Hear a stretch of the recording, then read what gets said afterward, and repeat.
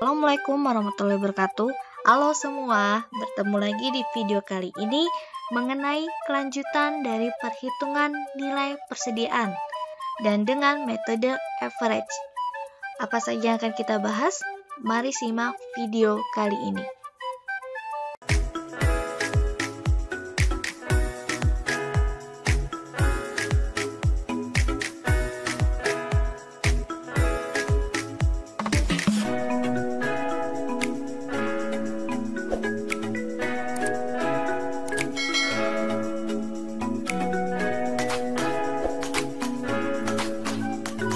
Cara perhitungannya, kita review sejenak mengenai pengertian dari average, yaitu metode rata-rata tertimbang. Metode ini membagi antara biaya barang yang tersedia untuk dijual dengan jumlah unit yang tersedia, jumlah rata-ratanya. Dan langsung saja kita ke contoh soal, di mana di sini sudah terdapat laporan persediaan barang dari salah satu perusahaan. Dengan pencatatan transaksi dimulai dari tanggal 20 Desember sampai dengan 30 Desember. Maka langsung saja pada perhitungannya, yaitu pada transaksi tanggal 20 terdapat persediaan awal sebanyak 350 dengan harga Rp10. Langsung saja ditulis pada kolom persediaan dengan hasil 3.500.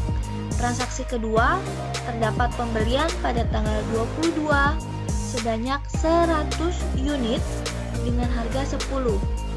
Langsung saja tulis pada kolom pembelian dengan jumlah Rp1.000.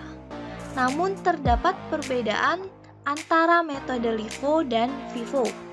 Untuk average, di kolom persediaan, kalian harus mengetahui terlebih dahulu harga pokok per barang dengan rumus nilai dibagi jumlah unit. Nilai sebesar 4.500 didapat dari mana? Didapat dari persediaan sebelumnya 3.500 ditambah nilai pada kolom pembelian yaitu 1.000, hasilnya 4.500 dibagi jumlah unit 450. Dari mana? Nilai persediaan sebelumnya 350 ditambah 100 unit, maka hasilnya 10.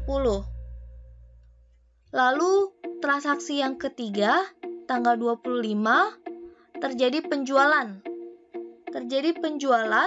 sebanyak 150, maka langsung ditulis pada HPP-nya 150, namun dengan harga kita pakai yang di kolom persediaan sebelumnya 10, maka hasilnya 1.500. Lalu disalin kembali di kolom persediaan sebesar 300.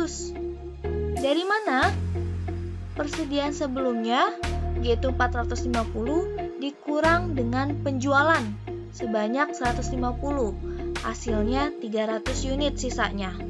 Dikali 10 sama dengan Rp3.000. Lalu transaksi selanjutnya pada tanggal 27 terdapat pembelian sebanyak 300 dengan harga 12. Langsung ditulis pada kolom pembelian dengan hasilnya 3.600. Namun pada kolom persediaan ditulis terlebih dahulu jumlah unitnya 600. Dari mana? Persediaan sebelumnya ditambah pembelian, maka hasilnya 600. Kemudian karena rumusnya nilai dibagi jumlah unit, maka harus diketahui nilainya dulu, yaitu 6.600. Dari mana? Ingat, jumlah atau nilai sebelumnya 3.000 ditambah nilai pada pembelian 3.600, maka hasilnya 6.600. Nilai dibagi jumlah unit, hasilnya harga pokok per barang sebanyak 11. Kemudian transaksi yang kelima terjadi penjualan sebanyak 400. ditulis pada kolom HPP 400 dikali 11. 11 didapat dari persediaan sebelumnya, maka hasilnya 4.400. Dengan sisa persediaan 200, yaitu 600 dikurang 400 karena terjadi penjualan sebanyak 400, maka hasilnya 2.200. Lalu terakhir, transaksi pembelian pada tanggal 30 sebanyak 100 unit. 100 unit dengan harga 10, maka ditulis langsung pada kolom pembelian sebanyak 1000. Namun, untuk kolom persediaan menggunakan harga pokok per barangnya. Nilainya 3.200 didapat dari nilai sebelumnya 2.200 ditambah pembelian yaitu 1000, maka hasilnya 3.200. Dibagi dengan jumlah unit 300, yaitu 200 ditambah 100, maka hasil harga pokok per barang yaitu 10,06.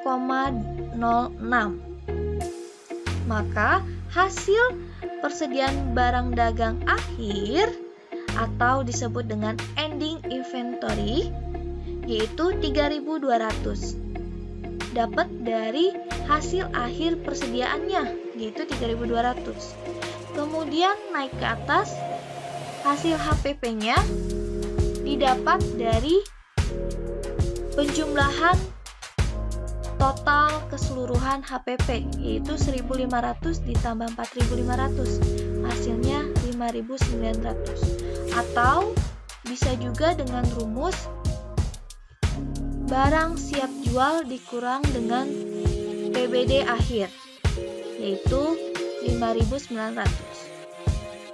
Kemudian untuk hasil penjualannya, karena transaksi yang pertama 150 dan pada soal 15, kemudian penjualan kedua 400 dikali 15 ini terdapat pada soal, maka hasil akhirnya 8.250. Dan hasil laba kotornya dengan rumus penjualan neto dikurang HPP, penjualan neto ini kita hanya memiliki penjualannya saja, yaitu 8.250 dikurang HPP sama dengan 2.350. Itu adalah perhitungan menggunakan metode average perpetual. Dan Q&A di mana di sini sudah ada angka 6.600 dan angka tersebut merupakan hasil perhitungan dari. Silakan tulis jawaban kalian di kolom komentar. Assalamualaikum warahmatullahi wabarakatuh.